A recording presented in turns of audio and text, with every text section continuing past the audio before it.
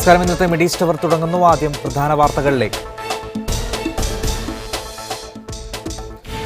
യുഎഇയിലെ അജ്മാനിൽ 50ഓളം Indian തൊഴിലാളികൾക്ക് ദുരിത ജീവിതം. 4 മാസമായി ശമ്പളമില്ല. തൊഴിലാളികൾ താമസിക്കുന്നത് വെള്ളവും വൈദ്യുതിയുമില്ലാത്ത ലേബർ ക്യാമ്പുകളിൽ. Media one exclusive.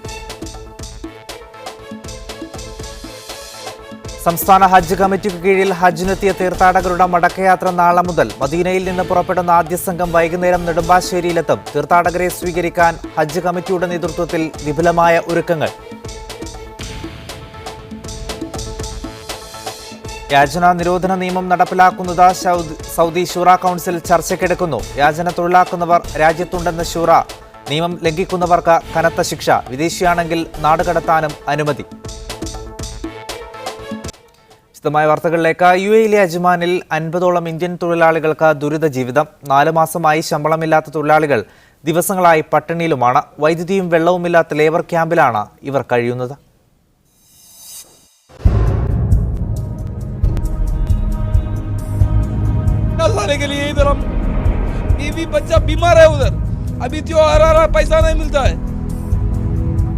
ஊரில் என் தங்கச்சி கூட பிரசவம் அது கூட காசு அனுப்ப முடியல சார். தங்கச்சி படிச்சுட்டு இருக்கு, அது காசு அனுப்ப முடியல. எல்லாமே மாதம் அந்த பிரச்சனை தான் சார். ஒரு டைம் கூட ஊர் கரெக்டாக காசு അനുപ്പല.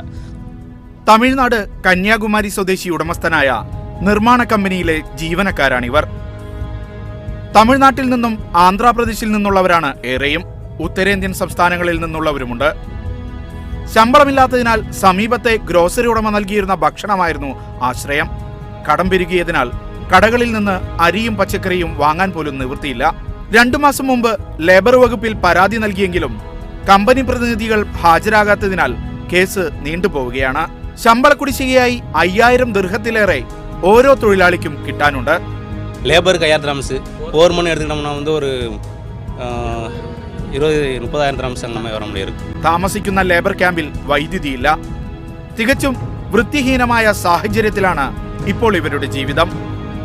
നിർത്തിയിട്ട പിക്കപ്പുകളിലാണ് പലരും അന്തിയുറങ്ങുന്നത്. പട്ടിണിയിലും ദുരിതത്തിലും കഴിയുന്ന ഈ തൊഴിലാളികൾക്ക് നീതിക്ക് വേണ്ടി ഇനി എവിടെ പോകണമെന്നറിയില്ല. എംബസിയുടെയും കോൺസുലേറ്റിന്റെയും അടിയന്തര ശ്രദ്ധ ആവശ്യപ്പെടുകയാണ് ഈ തൊഴിലാളികൾ. അജ്മാനിൽ നിന്നും ക്യാമറ പേഴ്സൺ ഫഹീം മുഹമ്മദ് അലിക്കൊപ്പം ഷിനോ ഷംസുദ്ദീൻ, മീഡിയ വൺ. ഷിനോ ഷംസുദ്ദീനുണ്ട് കൂടുതൽ വിവരങ്ങളുമായി ടെലിഫോൺ ലൈനിൽ. ഷിനോജ്, റിപ്പോർട്ടിൽ നിന്ന് തന്നെ വ്യക്തമാണ് അതിദയനീയമാണ് ഇവരുടെ അവസ്ഥ. അധികൃതരാരും ഇവരുടെ സഹായത്തിന് എത്തിയിട്ടില്ലേ? എന്താണ് അത്തരം വിവരങ്ങൾ? ഇതുവരെ ഇവര് ലേബർ വകുപ്പിലാണ്, യുഎഇ സർക്കാരിന് കീഴിലുള്ള ലേബർ വകുപ്പിലാണ് ഈ കേസ് ഫയൽ ചെയ്തിട്ടുള്ളത്. പക്ഷേ ഈ കേസിൽ അപ്പിയർ ചെയ്യാനായിട്ട് കമ്പനിയുടെ ഭാഗത്തു നിന്നുള്ള പ്രതിനിധികൾ കൃത്യമായി എത്തുന്നില്ല എന്നുള്ളതാണ് ഇവരുടെ പരാതി. പലവട്ടം ലേബർ വകുപ്പിൽ നിന്ന് തന്നെ ഈ കമ്പനി ഉടമയെയും മറ്റും ബന്ധപ്പെടാൻ ഉദ്യോഗസ്ഥർ ശ്രമിച്ചെങ്കിലും അവർ ഫോൺ എടുക്കുകയോ അല്ലെങ്കിൽ പ്രതികരിക്കുകയോ ചെയ്യുന്നില്ല. ഇവരുടെ ഭാവി എന്തായിരിക്കും എന്നുള്ളതിനെ കുറിച്ച് യാതൊരു വ്യക്തതയും കമ്പനി നൽകുന്നില്ല. ഈ അധികൃതർക്കും ഇത് സംബന്ധിച്ച വിവരങ്ങളൊന്നുമില്ല. എന്താണ് അവസ്ഥ? കമ്പനി സാമ്പത്തിക പ്രതിസന്ധിയിലാണോ, അല്ലെങ്കിൽ കമ്പനിക്ക് ഇക്കാര്യത്തിൽ പറയാനുള്ളത് എന്താണ് എന്നറിയാൻ വേണ്ടി മീഡിയ വണ്ണിൽ നിന്നും ഇതിന്റെ ഉടമ ധോനി ബെർലിനെ നമ്മൾ ഫോണിൽ വിളിച്ചിരുന്നു. പക്ഷേ ഫോൺ അപ്പോഴും എടുക്കാൻ ആരും തയ്യാറല്ല. ഇത് തന്നെയാണ് കമ്പനിയിലെ ഓരോ തൊഴിലാളിക്കുമുള്ള അനുഭവം. കമ്പനി ഉടമയെ ബന്ധപ്പെടാൻ ശ്രമിക്കുമ്പോഴെല്ലാം ഫോൺ എടുക്കില്ല, പ്രതികരിക്കില്ല എന്നുള്ളതാണ് ഇപ്പോഴത്തെ അവസ്ഥ. ഇന്ത്യൻ എംബസിയോ അല്ലെങ്കിൽ ദുബൈയിലെ കോൺസുലേറ്റോ ഇതുവരെ ഈ പ്രശ്നത്തിൽ ഇടപെട്ടിട്ടില്ല. ഒരു തരത്തിൽ പറഞ്ഞാൽ അവരുടെ മുന്നിലേക്ക് ഈ പ്രശ്നം എത്തിക്കാൻ ഈ പാവം തൊഴിലാളികൾക്ക് കഴിഞ്ഞിട്ടുമില്ല എന്നുള്ളതാണ് വസ്തുത. സായി, ഷിനോജ്, അതോടൊപ്പം നിരവധി പ്രവാസി കൂട്ടായ്മകൾ ഇത്തരം വിഷയങ്ങളിൽ സജീവമായി ഇടപെടാറുണ്ട്. അവർ തന്നെയാണ് ഇത്തരം പല വിഷയങ്ങളും എംബസിയുടെ അടക്കം ശ്രദ്ധയിൽ കൊണ്ടുവന്നത്. അത്തരം പ്രവാസി സംഘടനകളുടെ ശ്രദ്ധയിൽ ഈ വിഷയം പെട്ടിട്ടുണ്ടോ? അവർ ഇതിൽ ഇടപെടാൻ തയ്യാറായിട്ടുണ്ടോ? ഇതുവരെ ഇപ്പോൾ മീഡിയ വൺ ആണ് ഈ സംഭവം പുറത്ത് എത്തിക്കുന്നത്. അടുത്ത ദിവസങ്ങളിൽ ഇത്തരത്തിൽ കൂട്ടായ്മകൾ ഇവർക്ക് സഹായവുമായി എത്തുമെന്നുള്ള പ്രതീക്ഷയാണ് നമുക്കുള്ളത്. വളരെ ദുരിതത്തിലാണ്, ഭക്ഷണം പോലും കഴിക്കാൻ കഴിയാത്ത ഒരവസ്ഥയിലാണ് ഈ തൊഴിലാളികൾ. അതുകൊണ്ട് തന്നെ യുഎഇയിലെ പ്രവാസി സംഘടനകൾ ഇവർക്ക് ആശ്വാസമായി എത്തുമെന്നുള്ളതാണ് നമ്മുടെ പ്രതീക്ഷ. സായി, എന്തായാലും യുഎഇയിലെ അജ്മാനിൽ 50ഓളം ഇന്ത്യൻ തൊഴിലാളികളാണ് ദുരിത ജീവിതം നയിക്കുന്നത്. അധികൃതരുടെ ശ്രദ്ധയിൽ ഈ വിഷയം ഇതുവരെ പെട്ടിട്ടില്ല. ഉടൻ തന്നെ തൊഴിലാളികളുടെ കഷ്ടപ്പാടുകൾ കരുതിയുണ്ടാവാൻ അധികൃതരുടെ ഭാഗത്ത് നിന്ന് ഇടപെടൽ ഉണ്ടാകുമെന്ന് തന്നെയാണ് പ്രതീക്ഷ. വിവരങ്ങളാണ് റിപ്പോർട്ട് തയ്യാറാക്കി ഞങ്ങളുടെ പ്രതി ഷിനോജ് ഷംസുദ്ദീൻ നൽകിയത്. സംസ്ഥാന ഹജ്ജ് കമ്മിറ്റിക്ക് കീഴിൽ ഹജ്ജിനെത്തിയ തീർത്ഥാടകരുടെ മടക്കയാത്ര നാളെ ആരംഭിക്കും. രാവിലെ മദീനയിൽ നിന്നും സൗദി എയർലൈൻസ് വിമാനത്തിൽ യാത്ര തിരിക്കുന്ന ആദ്യ സംഘം വൈകിട്ട് 4-ന് നെടുമ്പാശ്ശേരിയിലെത്തും. ഒക്ടോബർ 14-നാണ് കൊച്ചിയിലേക്കുള്ള അവസാന ഹജ്ജ് വിമാനം. 450 ഹാജിമാരടങ്ങുന്ന സംഘമാണ് വ്യാഴാഴ്ച മദീനയിൽ നിന്നും കൊച്ചിയിലേക്ക് തിരിക്കുക. രാവിലെ 8:10-നാണ് അമീർ മുഹമ്മദ് അന്താരാഷ്ട്ര വിമാനത്താവളത്തിൽ നിന്നും കൊച്ചിയിലേക്കുള്ള സൗദി എയർലൈൻസ് വിമാനം യാത്ര തിരിക്കുക. ഹജ്ജിന് ശേഷം മദീനയിൽ നിന്നുള്ള ഇന്ത്യൻ ഹാജിമാരുടെ ആദ്യ വിമാനം കൂടിയാണിത്. In fact, I will also be visiting Medina tomorrow to oversee the remote check-in arrangements as well as departure of flights. We hope that the departure in Medina will be also smooth as is being done in Jeddah. പുലർച്ചെ 1 മണിയോടെ ഹാജിമാർ താമസിക്കുന്ന സ്ഥലങ്ങളിൽ നിന്നും 9 ബസ്സുകളിലായി വിമാനത്താവളത്തിലേക്ക് പുറപ്പെട്ടു തുടങ്ങും. 3 വളണ്ടിയർമാരും സംഘത്തിലുണ്ട്. 2 ബാഗുകളിലായി 44 കിലോയാണ് തീർത്ഥാടകർക്ക് അനുവദിച്ച ബാഗേജ്. ഹാജിമാർക്കുള്ള 5 ലിറ്റർ സംസം വെള്ളം ഇതിനകം തന്നെ കൊച്ചിയിൽ എത്തിച്ചിട്ടുണ്ട്. അടുത്ത മാസം 14-നാണ് അവസാന ഹജ്ജ് വിമാനം. അവസാനത്തെ ബാച്ച് ഇൻഷാ അല്ലാഹ് ഒക്ടോബർ 14-ാം തീയതിയാണ് ഇവിടെ നിന്ന് പുറപ്പെടുക. ഒക്ടോബർ 14-ാം തീയതി പുലർച്ചെ 3 മണിക്കാണ് ഇൻഷാ അല്ലാഹ്. തീർത്ഥാടകരെ സ്വീകരിക്കാൻ ഹജ്ജ് കമ്മിറ്റിയുടെ നേതൃത്വത്തിൽ വിപുലമായ ഒരുക്കങ്ങളാണ് പൂർത്തീകരിച്ചിട്ടുള്ളത്. Rabeeh Muhammad, media 1, Jeddah. സിറിയയിലെ യുദ്ധമുന്നണിയിലേക്ക് പോകുന്നതിൽ നിന്ന് പൗരന്മാരെ പൂർണ്ണമായി തടയാനാകില്ലെന്ന കുവൈത്ത് വിദേശകാര്യ സഹമന്ത്രി ഖാലിദ് അൽ ജാർലയാണ് ഇക്കാര്യം പറഞ്ഞത്. നിലവിൽ സിറിയയിലുള്ള കുവൈത്ത് സ്വദേശികളെ മുഴുവൻ കണ്ടെത്തി തിരികെ എത്തിക്കുന്നതിന് സാങ്കേതികമായ പ്രയാസങ്ങളുണ്ടെന്നും അദ്ദേഹം പറഞ്ഞു. സിറിയയിൽ ഭീകരവാദ ഗ്രൂപ്പുകൾക്കൊപ്പം പ്രവർത്തിച്ചുകൊണ്ടിരിക്കുന്ന കുവൈത്ത് പൗരന്മാരെ സംബന്ധിച്ച മാധ്യമപ്രവർത്തകരുടെ ചോദ്യത്തിന് മറുപടി പറയുകയായിരുന്നു വിദേശകാര്യ സഹമന്ത്രി. കുവൈത്തികൾ സിറിയയിലേക്ക് പോകുന്നത് മുൻകൂട്ടി ഇല്ലാതാക്കാൻ ഇപ്പോഴത്തെ സാഹചര്യത്തിൽ സാധ്യമല്ലെന്ന് പറഞ്ഞ മന്ത്രി നിലവിൽ സിറിയയിലുള്ള മുഴുവൻ പേരെയും കണ്ടെത്തി മടക്കിക്കൊണ്ടുവരുന്നതും പ്രയാസകരമാണെന്ന് വ്യക്തമാക്കി. കുവൈത്തിൽ നിന്ന് മാത്രമല്ല ലോകത്തിന്റെ പല ഭാഗങ്ങളിൽ നിന്നുള്ള ആളുകൾ സിറിയൻ യുദ്ധമുന്നണിയിലുണ്ട്. സാധാരണഗതിയിൽ തങ്ങളുടെ പൗരന്മാർ സിറിയയിലെത്തിയതിനു ശേഷമല്ലാതെ അവരെക്കുറിച്ചുള്ള വിവരങ്ങൾ ഒരു രാജ്യത്തിനും ലഭിക്കാറില്ല.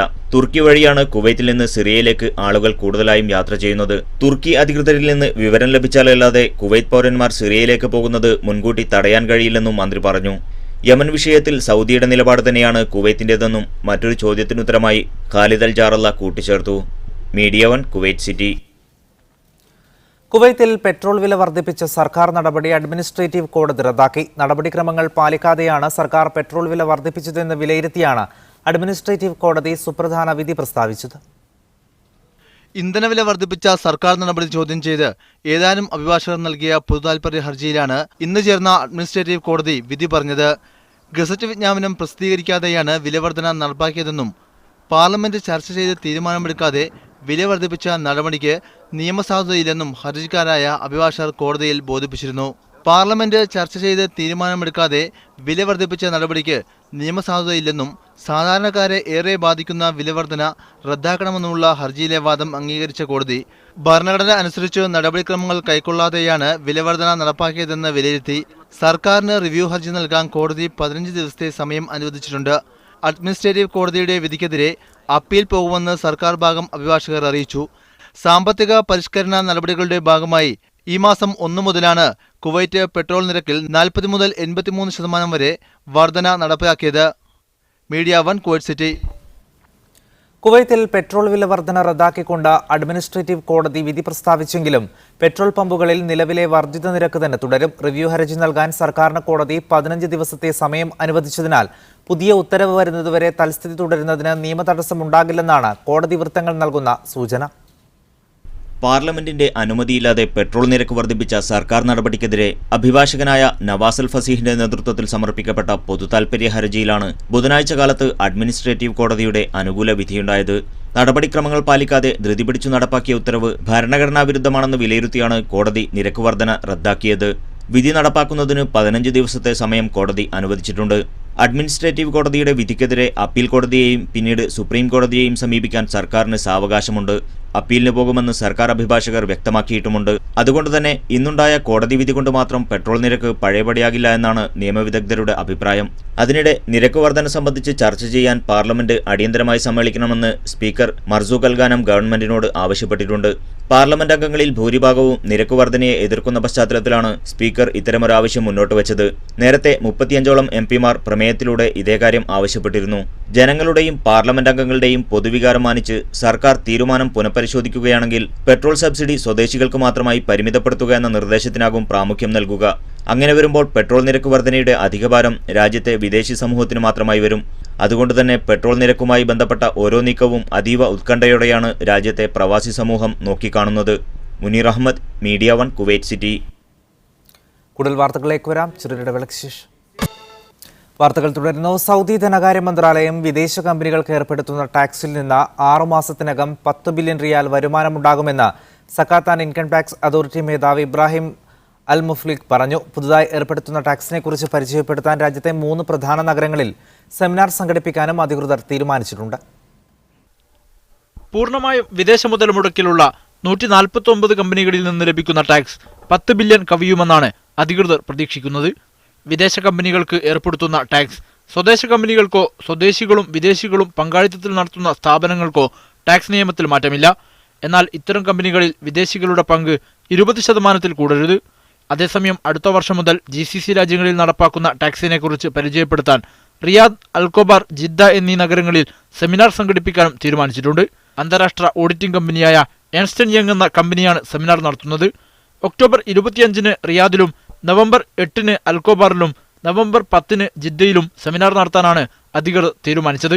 തെരഞ്ഞെടുത്ത വസ്തുക്കൾക്കുള്ള ടാക്സ്, വാറ്റ് എന്നിവയെക്കുറിച്ച് സെമിനാർ ചർച്ച ചെയ്യും. ടാക്സ് വെട്ടിപ്പ് തടയാനുള്ള ബോധവൽക്കരണവും അധികൃതർ ഇതോടൊപ്പം നടത്തുന്നുണ്ട്. Azhar Puliyil, media 1, Riyadh. വ്യോമപാതയിൽ ആളില്ലാ ചെറുപേടകം പ്രത്യക്ഷപ്പെട്ടതിനെ തുടർന്ന് ദുബായ് വിമാനത്താവളം ബുധനാഴ്ച അരമണിക്കൂർ അടച്ചിട്ടു. രാവിലെ 8:08 മുതൽ 8:35 വരെയാണ് റൺവേയുടെ പ്രവർത്തനം നിർത്തിവച്ചത്. വിമാനങ്ങൾ വൈകിയത് മൂലം നിരവധി യാത്രക്കാർ പ്രയാസത്തിലായി. 2 വർഷത്തിനിടെ ഇത് 3-ാം തവണയാണ് അനധികൃത ഡ്രോണുകൾ ദുബായ് വിമാനത്താവളത്തിന്റെ പ്രവർത്തനം തടസ്സപ്പെടുത്തുന്നത്. വ്യോമപാതയിൽ ഡ്രോൺ പറക്കുന്നത് ശ്രദ്ധയിൽപ്പെട്ടതിനെ തുടർന്ന് യാത്രക്കാരുടെ സുരക്ഷ മുൻനിർത്തിയാണ് സർവീസ് പൂർണ്ണമായും നിർത്തിയതെന്ന് ദുബായ് വിമാനത്താവള അധികൃതർ അറിയിച്ചു. വിമാനത്താവളങ്ങളുടെ 5 കിലോമീറ്റർ ചുറ്റളവിൽ ഡ്രോൺ പറത്തുന്നത് UAE general civil aviation authority നിരോധിച്ചിട്ടുണ്ട്. നിയമം ലംഘിച്ച് ഡ്രോൺ പറത്തിയയാളെ കണ്ടെത്താൻ അധികൃതർ അന്വേഷണം ആരംഭിച്ചു. മൊത്തം 90-ലധികം സർവീസുകളാണ് ബുധനാഴ്ച വൈകിയത്. 9:10 സർവീസുകൾ പുനരാരംഭിച്ചു. സാധാരണ നിലയിലെത്താൻ 2 മണിക്കൂർ എടുത്തു. 45 മുതൽ 65 മിനിറ്റ് വരെയാണ് വിമാനങ്ങൾ വൈകിയതെന്ന് എമിറേറ്റ്സ് വാർത്താക്കുറിപ്പിൽ അറിയിച്ചു. സമാന സംഭവത്തെ തുടർന്ന് 2015 ഏപ്രിലിലും ഈ വർഷം ജൂണിലും ദുബായ് വിമാനത്താവളം അടച്ചിട്ടിരുന്നു. മിനിറ്റിന് 37 ലക്ഷം ദിർഹമിന്റെ നഷ്ടമാണ് ഇതുവഴിയുണ്ടായത്. ഭൂപട നിർമ്മാണം, സുരക്ഷാ നിരീക്ഷണം, വന്യജീവി പരിസ്ഥിതി സർവേകൾ, ഗതാഗതം, കൃഷി തുടങ്ങിയ കാര്യങ്ങൾക്കാണ് UAEയിൽ ഡ്രോണുകൾ ഉപയോഗിച്ചു വരുന്നത്. Media 1, Dubai. അബുദാബിയിലെ ജയിലുകളിൽ തടവ് ശിക്ഷ അനുഭവിക്കുന്നവർക്ക് ഇനി വിവിധ വിദ്യാഭ്യാസ സ്ഥാപനങ്ങളുടെ വിദൂര വിദ്യാഭ്യാസ കോഴ്സുകളിൽ ചേർന്ന് പഠിക്കാം. Abu Dhabi police general commander major general Muhammad Khalfan al റുമൈത്തിയാണ് UAEയിലെ നിരവധി സർവകലാശാലകളുമായും ഉന്നത സാങ്കേതിക വിദ്യാഭ്യാസ കോളേജുകളുമായും ചേർന്ന് ഇത്തരമൊരു പദ്ധതി ആവിഷ്കരിക്കാൻ നിർദ്ദേശം നൽകിയത്. വിവിധ ബിരുദാനന്തര കോഴ്സുകളിൽ നിരവധി സർവകലാശാലകൾ ഓൺലൈൻ പഠനം സാധ്യമാക്കുന്നുണ്ട്. തടവുകാരെ പുനരധിവസിപ്പിക്കുകയും അവർക്ക് ശരിയായ അക്കാദമിക വിദ്യാഭ്യാസം നൽകുകയും ജയിൽ ജീവിതത്തിന് ശേഷം ജോലി നേടാൻ പര്യാപ്തരാക്കുകയുമാണ് പദ്ധതിയുടെ ലക്ഷ്യം. മിഡിൽ ഈസ്റ്റിൽ ഇത്തരമൊരു പദ്ധതി ആദ്യത്തേതാണ്. സമൂഹത്തിൽ തിരിച്ചെത്തി സാധാരണ ജീവിതം നയിക്കാൻ തടവുകാരെ പ്രാപ്തരാക്കുന്നതിൽ അബുദാബി പോലീസിന് ഏറെ താൽപ്പര്യമുണ്ടെന്ന് Abu Dhabi police acting director general Maktoum Ali al Sharifi പറഞ്ഞു. ജയിൽ മോചനത്തിന് ശേഷം പഠനം തുടരാനുള്ള അവസരവും തടവുകാർക്കുണ്ടാവുമെന്നും അദ്ദേഹം അറിയിച്ചു. വിദൂര വിദ്യാഭ്യാസ പഠനം തടവുകാരിൽ ക്രിയാത്മകമായ ഫലങ്ങളുണ്ടാക്കുമെന്ന് അബുദാബി പോലീസിന്റെ penal and correction institution director brigadier Muhammad Saif al Sabi പറഞ്ഞു. Media 1, Abu Dhabi. സൗദിയിലെ പഞ്ചർ കടകളിലും ടയർ വിൽപ്പന കേന്ദ്രങ്ങളിലും വാണിജ്യ മന്ത്രാലയ ഉദ്യോഗസ്ഥർ പരിശോധന കർശനമാക്കി. വാഹനങ്ങളുടെ എഞ്ചിൻ ഓയിൽ, ടയറുകൾ എന്നിവയിൽ കൃത്രിമം നടത്തുന്നത് കണ്ടെത്താനുള്ള പരിശോധനയാണ് നടക്കുന്നത്. ഉപയോഗിച്ച ടയർ വിൽക്കുന്നതും എഞ്ചിൻ ഓയിലുകളിൽ വിലവിവരം രേഖപ്പെടുത്താത്തതും ശിക്ഷാർഹമാണ്. രാജ്യത്തിന്റെ വിവിധ പ്രദേശങ്ങളിലായി കഴിഞ്ഞ ഒരാഴ്ചക്കുള്ളിൽ 1680 വിൽപ്പന കേന്ദ്രങ്ങളിൽ നടത്തിയ പരിശോധനയിൽ 415 നിയമലംഘനങ്ങൾ പിടികൂടി. എഞ്ചിൻ ഓയിലും ടയറുകളും സൗദി വാണിജ്യ മന്ത്രാലയം നിർദ്ദേശിച്ച ഗുണനിലവാരം ഉറപ്പുവരുത്തുന്നതിനാണ് പരിശോധന നടക്കുന്നത്. ഗുണനിലവാരമില്ലാത്ത ടയറുകൾ വിൽക്കുന്നത് ശ്രദ്ധയിൽപ്പെട്ടിട്ടുണ്ട്. അപകടങ്ങൾ വിളിച്ചുവരുത്തുന്ന ഇത്തരം പ്രവണതകൾ കണ്ടെത്തിയാൽ ശിക്ഷാ നടപടികൾ സ്വീകരിക്കുമെന്നും മന്ത്രാലയം മുന്നറിയിപ്പ് നൽകി. ഉപയോഗിച്ച ടയറുകൾ വിൽക്കുക, എഞ്ചിൻ ഓയിൽ ബോട്ടിലുകളിൽ അളവ്, ഉൽപാദന തീയതി, ഉൽപാദക രാജ്യം, വിലവിവരം എന്നിവ രേഖപ്പെടുത്താതിരിക്കുക, അറബിയല്ലാത്ത ഭാഷകളിലുള്ള ബില്ലുകൾ ഉപയോഗിക്കുക തുടങ്ങിയ നിയമലംഘനങ്ങൾ കണ്ടെത്തിയിട്ടുണ്ട്. ഇത്തരം സ്ഥാപന ഉടമകളെ വിളിച്ചുവരുത്തി അന്വേഷണത്തിന് വിധേയമാക്കുകയും ശിക്ഷാ നടപടികൾ സ്വീകരിക്കുകയും ചെയ്തു. പഞ്ചർ കടകളും നിയമം പാലിക്കുന്നുവെന്ന് ഉറപ്പുവരുത്തും. നിയമവിരുദ്ധമായ ഉൽപ്പന്നങ്ങൾ വിൽപ്പന നടത്തി ഉപഭോക്താക്കളെ വഞ്ചിക്കുന്നത് തടയുകയെന്നതും വാണിജ്യ മന്ത്രാലയം ലക്ഷ്യം വെക്കുന്നു. ഉപയോഗിച്ചതും ഗുണനിലവാരമില്ലാത്തതുമായ ടയറുകൾ വിൽപ്പന നടത്തുന്നതിലൂടെ ഉപഭോക്താവിന്റെ ജീവന് പോലും ഭീഷണിയുയർത്തുന്ന നിയമലംഘനങ്ങൾ നടത്തുന്നവർക്കെതിരെ കർശന നടപടി സ്വീകരിക്കുമെന്നും മന്ത്രാലയ വക്താക്കൾ പറഞ്ഞു. Media 1 Jeddah. സൗദി ഓഹരി വിപണിയിൽ കഴിഞ്ഞ ദിവസം 49 ബില്യൺ റിയാലിന്റെ ഇടിവുണ്ടായതായി സാമ്പത്തിക മാധ്യമങ്ങൾ റിപ്പോർട്ട് ചെയ്തു. മന്ത്രിമാരുടെയും ശൂറാംഗങ്ങളുടെയും ശമ്പളവും ആനുകൂല്യങ്ങളും 20% വെട്ടിച്ചുരുക്കിക്കൊണ്ട് രാജവിജ്ഞാപനം പുറത്തുവന്ന സാഹചര്യത്തിലാണ് ഓഹരി വിപണിയിൽ വൻ ഇടിവ് സംഭവിച്ചതെന്ന് സാമ്പത്തിക വിദഗ്ധർ അഭിപ്രായപ്പെട്ടു. എന്നാൽ രണ്ടാം ദിവസമായ ബുധനാഴ്ച വിപണിയിൽ നേരിയ വർധനവ് അനുഭവപ്പെട്ടിട്ടുണ്ട്. മദീനയിലെ കിങ് ഫഹദ് ഖുറാൻ പ്രിന്റിംഗ് കോംപ്ലക്സ് ജീവനക്കാരുടെ കരാർ പുതുക്കുന്നില്ലെന്ന് കാണിച്ച് കമ്പനി ജീവനക്കാർക്ക് നോട്ടീസ് നൽകി. പ്രിന്റിംഗ് കോംപ്ലക്സിലെ തൊഴിലുകളുടെ കരാർ ഏറ്റെടുത്ത് നടത്തുന്നത് സൗദി ഓജർ കമ്പനിയായിരുന്നു. സെപ്റ്റംബർ മുതൽ കരാർ അവസാനിപ്പിക്കുന്നതായി കാണിച്ചാണ് ജീവനക്കാർക്ക് നോട്ടീസ് നൽകിയത്. ഇതോടെ പ്രിന്റിംഗ് കോംപ്ലക്സിൽ ജോലി ചെയ്തിരുന്ന 1300ഓളം വിവിധ ഗ്രേഡുകളിലുള്ള ജീവനക്കാർക്ക് തൊഴിൽ നഷ്ടപ്പെടും. പിരിച്ചുവിടപ്പെട്ട ഭൂരിഭാഗം ജീവനക്കാരും 10 വർഷത്തിലേറെയായി ഖുറാൻ പ്രിന്റിംഗ് കോംപ്ലക്സിൽ ജോലി ചെയ്യുന്നവരാണ്. കുറേ മാസങ്ങളായി ശമ്പളം വൈകിയത് കാരണം കമ്പനി ജീവനക്കാർ ദുരിതത്തിലായിരുന്നു. ഷാർജ ഹംറിയ ഫ്രീ സോണിൽ സറാഫ്കോ പെട്രോളിയം കമ്പനിയുടെ സംഭരണ കേന്ദ്രം ആരംഭിച്ചു. Free zone director general Saud al Masrour ഉദ്ഘാടനം നിർവഹിച്ചു. $100 ദശലക്ഷം ചെലവിട്ടാണ് സറാഫ്കോ കമ്പനിയുടെ സംഭരണ കേന്ദ്രം ഹംറിയ ഫ്രീ സോണിൽ ആരംഭിച്ചത്. ഫ്രീ സോൺ ഡയറക്ടർ ജനറലിന് പുറമെ നിരവധി ഉന്നത ഉദ്യോഗസ്ഥരും ചടങ്ങിൽ സന്നിഹിതരായിരുന്നു. പെട്രോളിയം ഇന്ധന മേഖലയിലെ പ്രമുഖ കമ്പനി കൂടിയാണിത്. തന്ത്രപ്രധാന കേന്ദ്രം എന്ന നിലയ്ക്ക് ഹംറിയ ഫ്രീ സോണിൽ നിന്ന് ലോകരാജ്യങ്ങളിലേക്ക് വിതരണ ശൃംഖല വിപുലീകരിക്കാൻ ഇതിലൂടെ സാധിക്കുമെന്ന് കമ്പനി അധികൃതർ അറിയിച്ചു. 16 ടാങ്ക്സ് ടെർമിനലാണ്. ടോട്ടൽ കപ്പാസിറ്റി ഒരു 80,000 ക്യൂബിക് മീറ്റർ കപ്പാസിറ്റി വരുന്നുണ്ട്. നമ്മൾ മെയിൻ ഹാർബറിലേക്കും ഇന്നർ ഹാർബറിലേക്കും കണക്ഷൻസ് ഉണ്ട്. ബഹുരാഷ്ട്ര കമ്പനികളുമായി ചേർന്നുവെന്ന് കമ്പനി പ്രവർത്തനം വിപുലീകരിക്കാനും പുതിയ വിതരണ കേന്ദ്രം സഹായകമാകുമെന്ന് ഷറഫ്കോ MD ഷറഫുദ്ദീൻ മുഹമ്മദ് വ്യക്തമാക്കി. Media 1 Sharjah. യുഎഇയിലെ കൂടുതൽ ഉപഭോക്താക്കളും പണമടക്കുന്നത് മൊബൈൽ ഫോൺ ഉപയോഗിച്ച്. മൊത്തം ഉപഭോക്താക്കളും 59% സ്മാർട്ട് ഫോൺ ഉപയോഗിച്ചാണ് പണമടക്കുന്നത്. മാസ്റ്റർ കാർഡ് ഇന്നൊവേഷൻ 2016 ഭാഗമായി നടത്തിയ പഠനത്തിലാണ് ഇക്കാര്യം വ്യക്തമാക്കുന്നത്. ആഫ്രിക്കയിലെയും മിഡിൽ ഈസ്റ്റിലെയും 70% പേരും സ്മാർട്ട് ഫോൺ ഉപയോഗിച്ച് പണമടക്കാൻ ഇഷ്ടപ്പെടുന്നവരാണ്. എന്നാൽ യൂറോപ്യന്മാരിൽ 40% പേർ മാത്രമേ സ്മാർട്ട് ഫോൺ പണമിടപാട് നടത്തുന്നുള്ളൂവെന്നും പഠനം പറയുന്നു. മിഡിൽ ഈസ്റ്റ്, യൂറോപ്പ്, ആഫ്രിക്ക എന്നിവിടങ്ങളിലെ 23 രാജ്യങ്ങളിലെ 23,000 ഉപഭോക്താക്കളിലാണ് പഠനം നടത്തിയത്. യുഎഇ വനിതകൾക്ക് 3 മാസം ശമ്പളത്തോടുകൂടിയ പ്രസവാവധി അനുവദിച്ച് UAE president Sheikh Khalifa bin Zayed Al Nahyan പുതിയ നിയമം പ്രഖ്യാപിച്ചു. പ്രസവിച്ച് 1 വർഷം വരെ സ്ത്രീ ജീവനക്കാർക്ക് 2 മണിക്കൂർ നേരത്തെ ജോലിസ്ഥലത്ത് നിന്ന് മടങ്ങാം. 3 ദിവസത്തെ പിതൃത്വ അവധിയും പുതിയ നിയമം അനുവദിച്ചു. കുവൈത്തിൽ സ്കൂൾ ബസ് മറിഞ്ഞ 17 വിദ്യാർത്ഥികൾക്ക് പരിക്കേറ്റു. ജഹ്റ ഹൈവേയിൽ ബുധനാഴ്ച രാവിലെയാണ് സംഭവം. പരിക്കേറ്റ് ജഹ്റ ആശുപത്രിയിൽ കഴിയുന്ന വിദ്യാർത്ഥികളിൽ 7 പേരുടെ നില ഗുരുതരമാണ്. 8നും 11നും ഇടയിൽ പ്രായമുള്ള കുട്ടികളാണ് വാഹനത്തിൽ ഉണ്ടായിരുന്നത്. സംഭവം അറിഞ്ഞെത്തിയ രക്ഷാപ്രവർത്തകരാണ് തല കീഴായി മറിഞ്ഞ വാഹനത്തിൽ നിന്ന് കുട്ടികളെ പുറത്തെടുത്തത്. അപകട കാരണം കണ്ടെത്താൻ പോലീസ് അന്വേഷണം ആരംഭിച്ചു. പ്രവാസികളോട് ഒമാനും സ്വദേശി സമൂഹവും പുലർത്തുന്ന സഹിഷ്ണുതയ്ക്കും സൗഹാർദ്ദത്തിനും ഒരു അംഗീകാരം കൂടി. HSBC എക്സ്പാറ്റ് എക്സ്പ്ലോറർ സർവേയിൽ പ്രവാസികളോട് സഹിഷ്ണുതയും സൗഹാർദ്ദവും പുലർത്തുന്ന അറബ് രാഷ്ട്രങ്ങളിൽ ഒമാൻ 1ാം സ്ഥാനത്തെത്തി.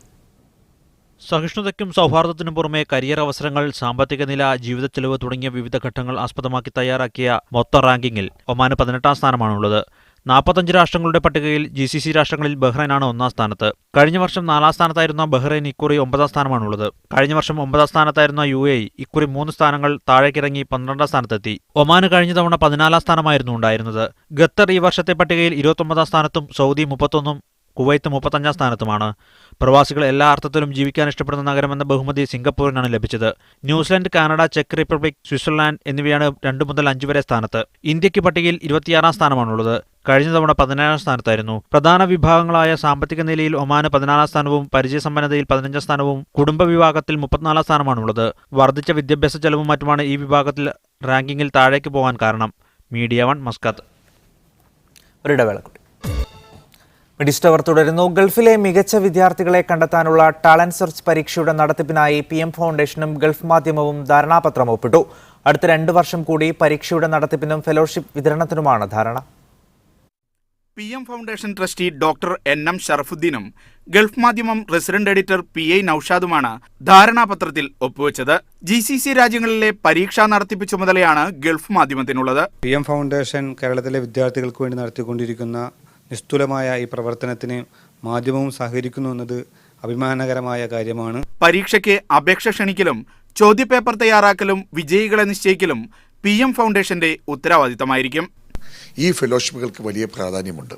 ഈ ഫെലോഷിപ്പുകൾ വിദ്യാർത്ഥികളെ സംബന്ധിച്ചിടത്തോളം അവരുടെ വിദ്യാഭ്യാസം അവസാനിക്കുന്ന കാലം വരെ സാമ്പത്തിക സഹായവും അക്കാഡമിക് സഹായവും നൽകുവാനാണ് ഉദ്ദേശിക്കുന്നത്. അതോടൊപ്പം തന്നെ കേരളത്തിലെ വിദ്യാർത്ഥികൾക്ക് 2003 ആണ്ട് മുതൽ ഈ പദ്ധതി നിലവിലുണ്ട്.